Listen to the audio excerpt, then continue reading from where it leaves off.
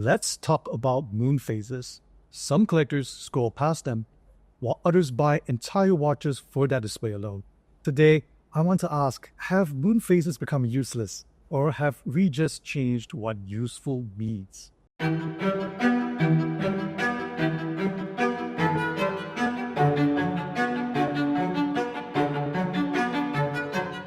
So this is a topic that's been on my mind for quite a while now, and I want to preface this by saying that I have nothing whatsoever against the moonphase. I wanted to make this video because the idea of a watch complication being seen as useless poses an interesting question. The topic is somewhat contentious, which makes it even more interesting. But before we begin, a short confession. As a collector, I've only ever owned one watch with a moonphase complication.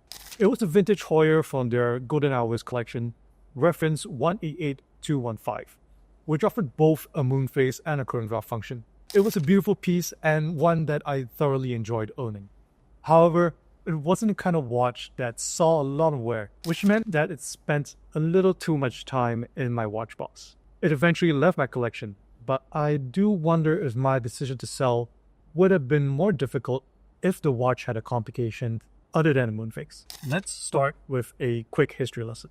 The moonphase started as a practical tool, being originally part of old astronomical clocks and later pocket watches. Back then, knowing where the moon was in its cycle actually mattered. Tides, harvests, villages observations, these were all important time-sensitive events that required close monitoring. The calendar, as we know today, would not have existed without the proper charting of lunar cycles. Even the word month is derived from moon. So when watchmaking miniaturized, moon phases came along the right, and somewhere along the way, it became less about being practical and more about being beautiful. That shift from function to feeling is where the moon phase finds its place today. It's also worth pointing out that not all moon phases are made equally. Visual treatments aside, moon phases, like day and calendar functions, offer varying levels of accuracy. Most moon phases that utilize the basic 59-tooth gear have a deviation rate of a day every 2.5 years. However, higher-end movements use a 135-tooth gear, which raises that accuracy to 122 years. You've also got notable exceptions like the Ferdinand Bethune FB1L, which only requires adjustment once every 577 years, and the frankly ridiculous Portugueser Eternal Calendar from IWC that deviates only once every 45,361,055 years.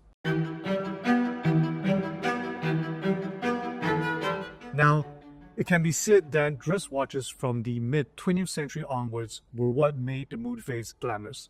With them, it was less about astronomy and more about elegance. You see that being continued today in watches like Blancpain's Villeray Perpetual Calendar, where the moon phase elevates the dial's symmetry.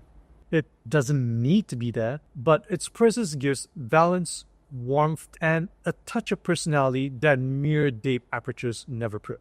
You could call it mechanical poetry, and poetry doesn't have to be practical. This also gave rise to the moon phase's reputation for being the most romantic watch complication. And I know most people tend to associate romance with lovey-dovey couple watches or ladies' watches, but there's more to it than that. The romantic aspect of the moon phase, to me at least, is how it exists as a second layer of design within watchmaking. Let's discount the engineering aspect of it for a few minutes. From a design perspective, the challenge of successfully executing a moon phase lies on two fronts: the physical and the spiritual. The physical aspect is simple enough to understand. We're talking about, for the most part, a tiny disc that sits beneath a dial that's already small to begin with. That means you're essentially walking a tightrope as far as proportions are concerned.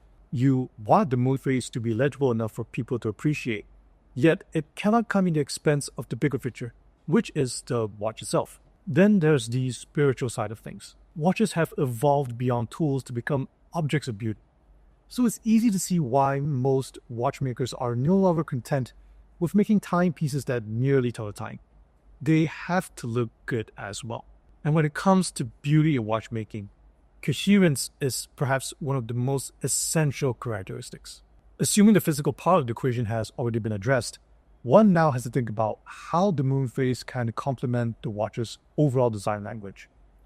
Would it better serve the objective if it exists as the focal point, or as something that fades into the background?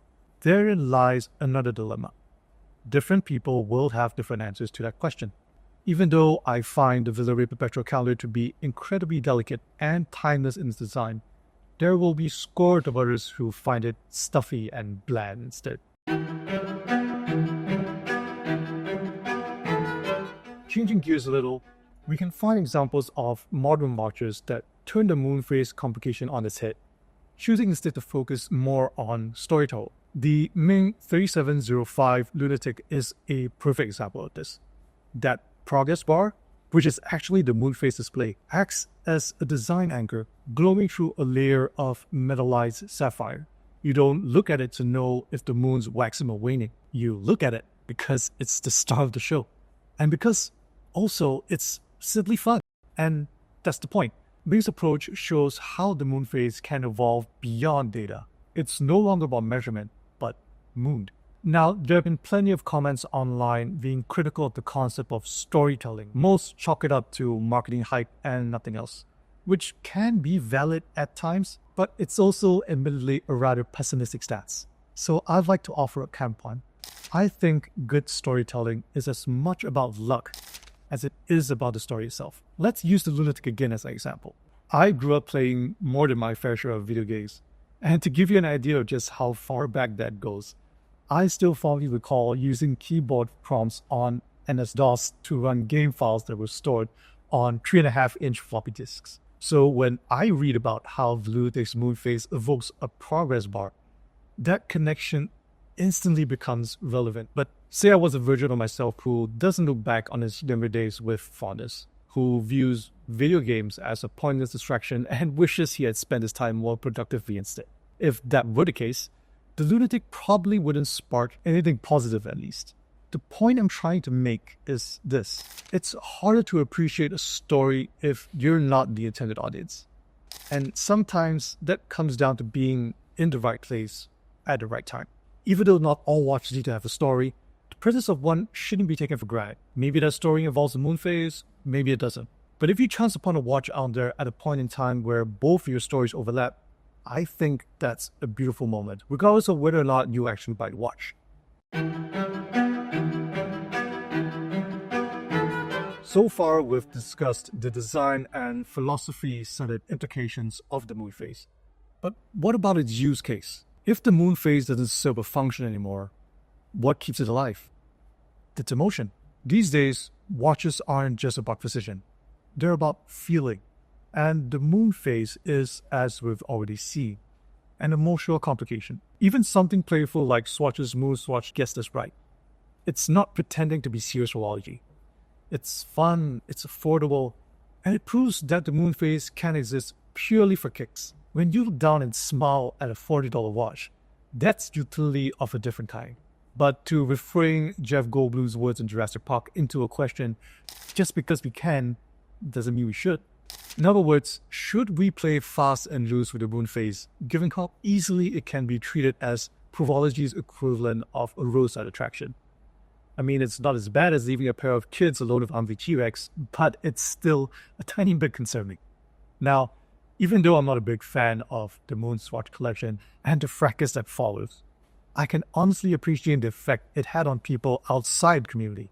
Not only did the mission to the Moonphase series bridge two separate yet important Speedmaster iterations, namely the Moonphase and Snoopy editions, it also became Omega's entry point for people who had never even heard of the brand.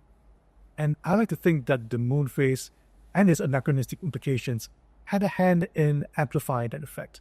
Had Swatch chosen to go with a different complication other than the moonphase, I believe the effect wouldn't have been as pronounced. Aside from a date or counter function, very few complications offer the same degree of interaction as a moonphase. It's something that changes literally every day. Plus, unlike a day or date aperture, moon phases are pictorial by nature. Their visual presentation makes the viewing experience a lot less mundane and a lot more colorful. To me, that's the magic of the moon phase. Whether it's on the gold case perpetual calendar or a plastic chronograph, it still taps into that same instinct, which is to enjoy a tiny moving piece of art that serves no purpose other than to make us feel something. Circling back to the original question, I think this is where the debate gets interesting. What's useful in a watch today? Is it the data it gives you or the feeling? If you're the type who appreciates mechanical artistry, whimsical storytelling, or emotive objects, that tiny lunar disk might be more useful to your daily joy compared to a chronograph you never use.